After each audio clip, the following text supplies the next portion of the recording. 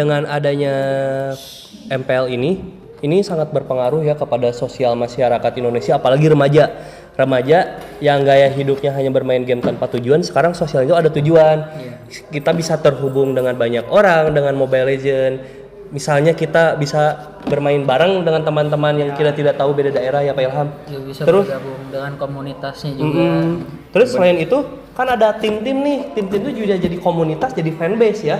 Jadi tempat berkumpulnya orang-orang yang menyukai salah satu tim berkumpul mendukung, menyuarakan kebahagiaannya demi mendukung tim tersebut gitu. Jadi secara fanbase tersebut jadi sosialnya tuh ada jadi tercipta lah, terjalin. Dan selain itu dengan adanya MPL kita itu ada profesionalnya gitu, ada jenjang karir. Jenjang karir. Dengan adanya MPL kita menjadi tahu gitu mana pemain-pemain yang memiliki kualitas bagus demi mengharumkan nama Indonesia di kancah sosial di internasional. Ya, Indonesia pun jadi terkenal di sosial negara lain. Oh, ada nih tim-tim yang jago, itulah berhubungannya dengan sosial. Di POS M1 itu sejarah di Indonesia tidak ada lagi. Iya. Kurang lebih begitulah sosialnya itu. Ada komunitas, ada dengan kenalan teman-teman baru, kita saling berhubungan, terciptalah sosial yang baik di MPL ini. Baik, assalamualaikum warahmatullahi wabarakatuh. Selamat siang, perkenalkan nama saya Muhammad Ilham Fauji. Saya di sini sebagai host dalam podcast Kelompok 3. Nah, pertama-tama di sini saya akan menjelaskan cerita tentang podcast ini. Di podcast ini kita akan membahas tentang Mobile Legends ya, game online yang sudah berdiri lama dan mungkin banyak yang minat juga tentang Mobile Legends ini.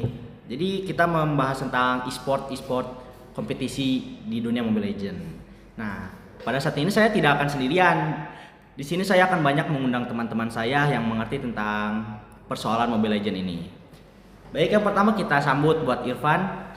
Halo, saya Irfan Abdul Rohim, bagian dari kelompok 3 sebagai narasumber yang masih awam dalam Mobile Legends. Oke, terima kasih. Ada juga Yajid. Halo, perkenalkan nama saya Yajid Jenden. Saya diundang oleh Ilham untuk menghadiri acara podcast ini. Selanjutnya ada Hikmah ya, Nur Hikmah. Halo, nama saya Muhammad Nur Hikmah. Saya di sini diundang untuk menghadiri acara podcast Mobile Legends ini. ID bisa dengan saya Jester. Oke, ada Gilang juga. Halo, perkenalkan nama saya Gilang Aulia. Oke, di sini saya diundang untuk menghadiri podcast untuk Mobile Legends. Ya, ada Atalah dan Dani. Silakan Atalah. Halo, saya Atalah Hasim. Saya di sini diundang untuk mengikuti acara podcast Mobile Legends ini. Dani. Halo, nama saya Dani Rapi Satriandi. Saya diundang oleh Ilham buat di podcast ini. Oke, baik, pertama-tama kita akan menjelaskan dulu sedikit tentang Mobile Legends. Jadi Mobile Legends itu di Indonesia ada kompetisi yang namanya MPL. Nah, tujuan MPL-nya juga untuk profesional ya. MPL-nya juga pengertiannya Mobile Legends Professional Liga. Nah, kompetisi ini untuk mencakup banyak tim ya. Salah satunya contohnya ada RRQ, EPOS, Geekfam, Onyx, Aura atau Liquid, Alter Ego, Rebellion. Nah, pada topik kali ini kita akan membahas tentang season sekarang ya Mobile Legends-nya. Nah, kita tahu RRQ di regular season sangat kuat hingga di akhir-akhir mereka kalah lawan EVOS dan Alter Ego. Nah, gimana sih tanggapan Irfan pada saat RRQ kalah di akhir regular season? Kalau menurut saya sendiri itu untuk konsisten dalam 8 minggu di kompetisi itu sangat sulit. Pastikan ada naik turunnya sebuah tim untuk justru kalau konsisten terus pasti ada yang menjadi sebuah pertanyaan di mana kelemahan RRQ tersebut. Nah, ternyata saat update patch di situ RRQ mencoba ada menggunakan Godland Fighter kalau nggak salah sehingga mencoba-cobalah strateginya sehingga masih adaptasi nih. Apalagi ada hero baru Suyo kan masih dicoba dulu sebelum masuk MPL. Nah itu mungkin yang membuat Aradius sedikit mengalami tidak perform ya, betul Pak Yajid, tidak perform, akhirnya ya bisa dikalahkan oleh Alter Ego dan EVOS. Kurang lebih gitu pendapat saya. Kita tahu juga mungkin, nah yang paling tidak disangka Aura TLID. Dari season kemarin TLID jarang banget masuk playoff. Nah akhir season ini, awal season mereka masuk playoff dan memuncak, membakar semuanya kecuali RRQ ya. Mereka tidak pernah mengalahkan RRQ sama sekali. Nah gimana sih tanggapannya Ajit buat TLID di season ini? Menurut saya TLID sungguh tidak bisa dipercaya, apalagi player sekarang kan pada baru-baru yang baru di MDL pada naik semua kan. Dari MDL kayak Papian, terus Heron, Aran udah lama. Ezekiel, ya Ezekiel yang baru. Yang main-main gitu. Iya. Lah iya betul. Itu. Tapi saya kurang kayak kurang jarang nonton sih kalau misalkan pertandingan kayak TLID kayak gitu, soalnya saya di PEM family banget. oke. Fans Kipang garis keras banget ya. Fans Kipeng dari Doyok kayak gini.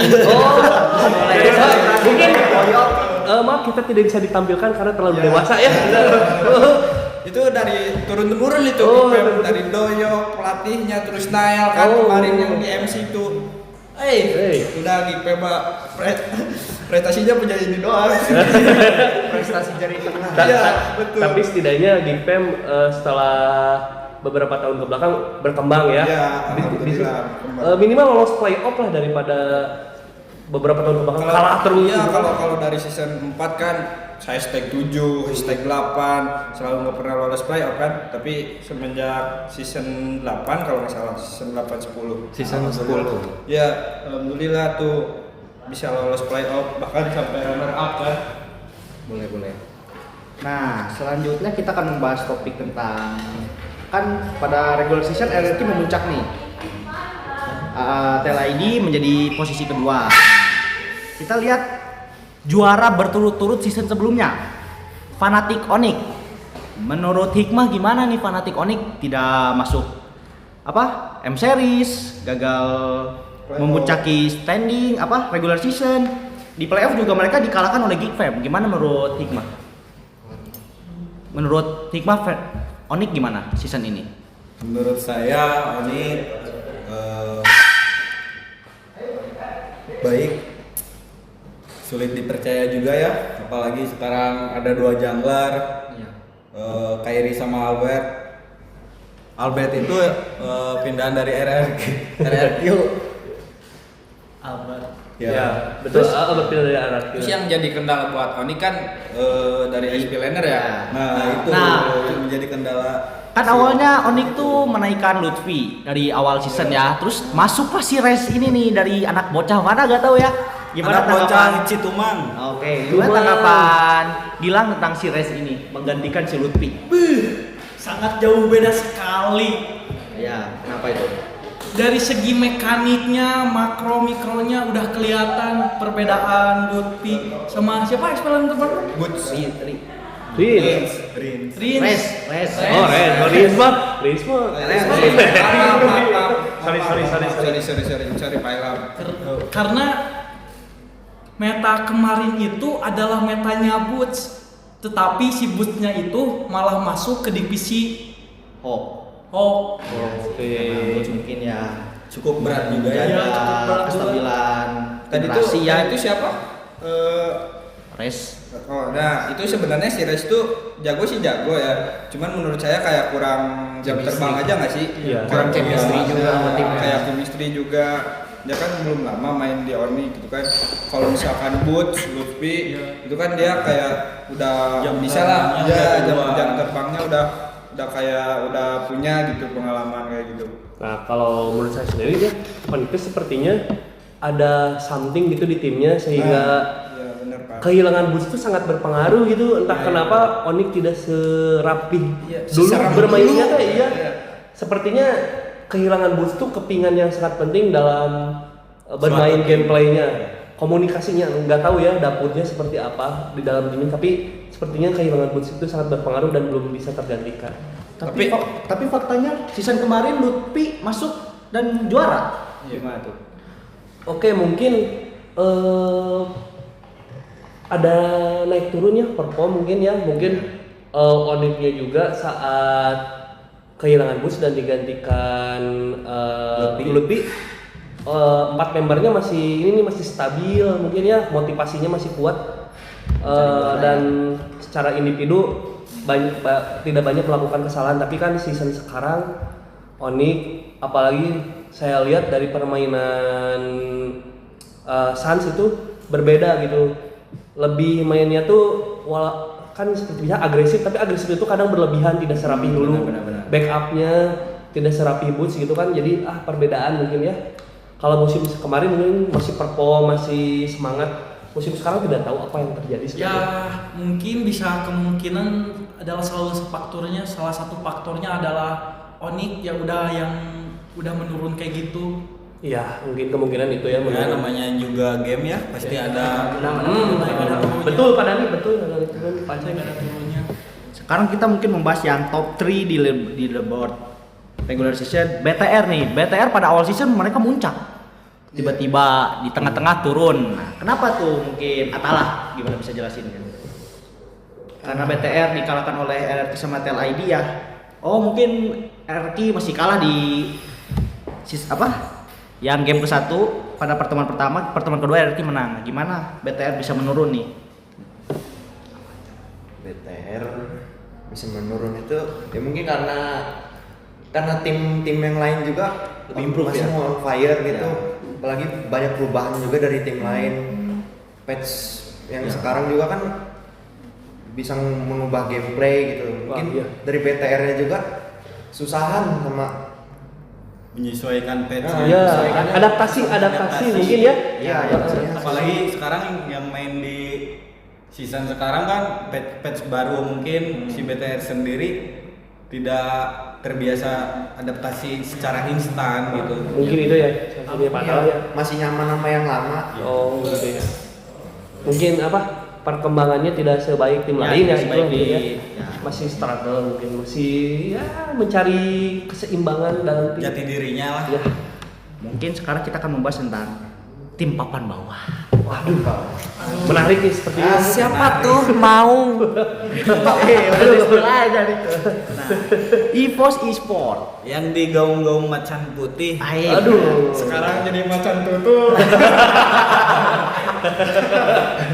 dari awal season EVOS Esport kurang beruntung, kalah terus menerus.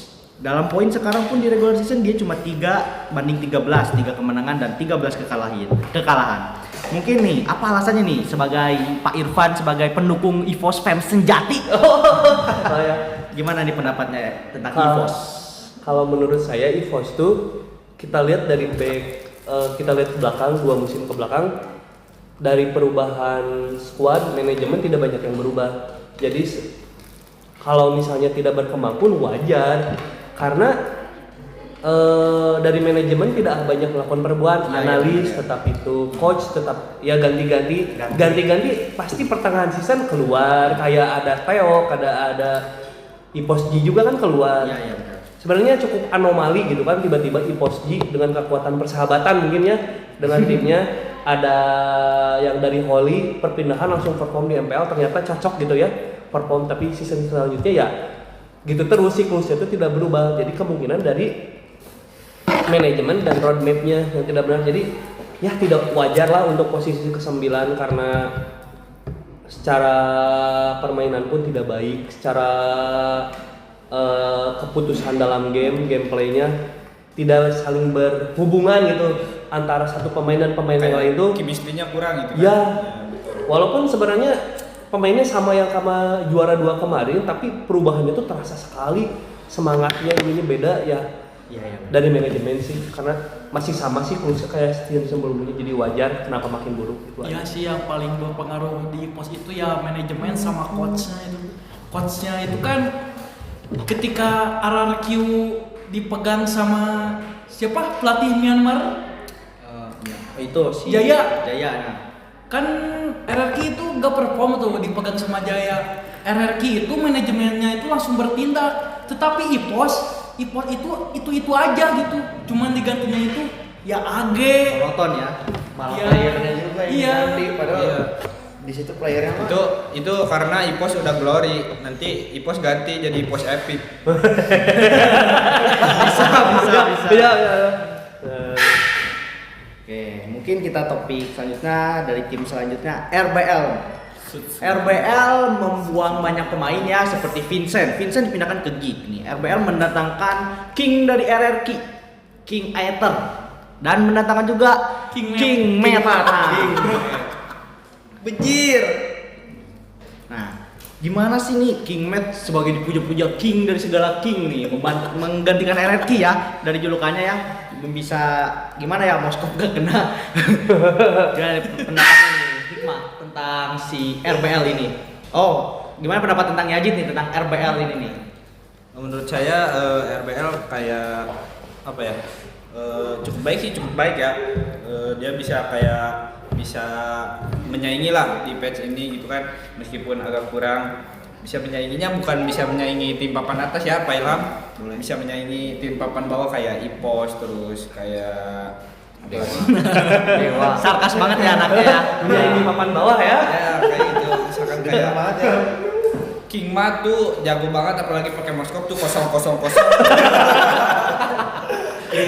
Ya banyak kontribusinya itu King Mat, tapi kan dia berhasil curi lord ya kan pas lawan apa tuh pakai tombak tuh. Oh iya. Pakai ulti. Ya, meskipun masih kalah juga kan, udah curi lord. Oke, mungkin ya kurang beruntung, mungkin semoga di season depan RBL masih bisa improve. Mungkin selanjutnya di tim papan bawah ada Dewa United. Dewa United ini kayak dari awal season tuh masih bisa lawan gitu. Dia menang lawan apa aja ya? Ngelawan gitu. Tapi kenapa di akhir-akhir season ini kayak banyak broken gitu? Mungkin gimana Pak Irfan? Ya Dewa awal musim masih ini ya bertemu lawannya kemenangan juga lawan EVOS, menangnya juga. Ya sama-sama tim yang lagi tidak seimbang lah, masih ada permasalahan dalam timnya. Tapi Dewa ini sebenarnya masih belum menemukan tujuannya di MPL itu, masih mencari gitu untuk mencari cara bagaimana caranya menang, masih menganalisis sih gimana cara tim lainnya cara berkembang untuk kayak TLID, kayak RRQ, kayak BTR, gimana caranya konsisten gitu. Masih Dewa tuh masih mencari-cari dengan ya pergantian pelatih tiap season, pergantian pemain tiap season. Jadi sebenarnya Dewa itu ya masih inilah tujuannya, mungkin targetnya papan tengah saja.